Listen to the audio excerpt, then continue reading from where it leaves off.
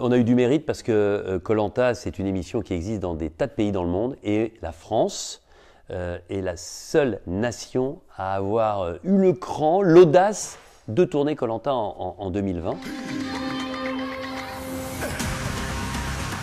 Ça fait 10 ans que je souhaite aller sur cette aventure.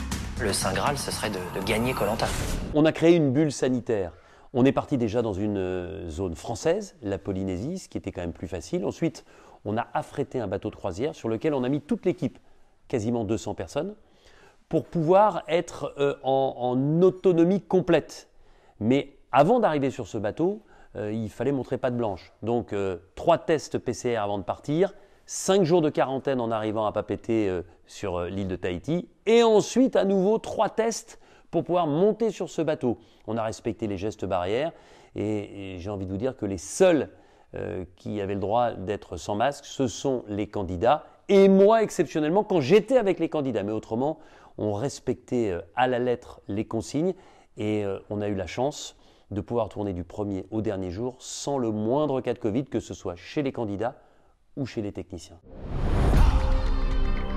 Du jamais vu dans l'histoire de koh Lanta. C'est la première fois que je vais proposer des armes secrètes. Les armes secrètes, ce sont des possibilités qui sont offertes aux candidats s'ils les trouvent, ces fameuses armes, eh bien, de se sortir d'une situation périlleuse, complexe, où ils redoutent notamment l'élimination. Alors je ne vais pas vous décrire toutes les armes secrètes, mais le kit tout double, c'est une arme secrète qui permet à un aventurier, lorsqu'il arrive au conseil et qu'il se sent en danger, de dire « Attention, je vais provoquer en duel sur une épreuve qui sera disputée pendant le conseil, dans l'antre du conseil, un autre aventurier de mon équipe.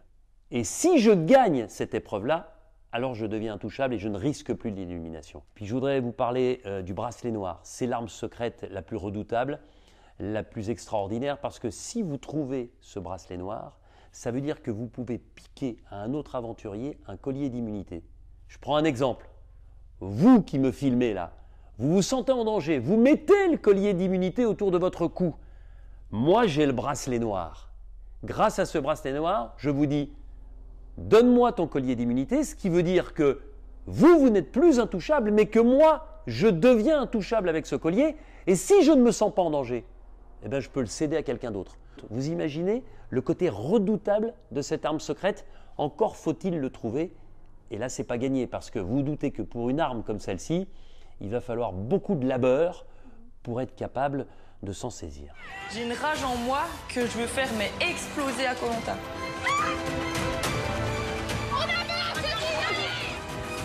Les aventuriers de cette saison en Polynésie, ils sont forts physiquement, ils sont bien préparés, ils ont envie d'en découdre. Ce sont des compétiteurs et en plus, vous le verrez, pas tous, mais pour une bonne partie d'entre eux, ils ont des compétences et des notions de survie qui vont leur permettre d'organiser correctement leur camp. Donc ça va être un koh Lanta avec un haut niveau de performance et un haut niveau de qualification. Plus les armes secrètes.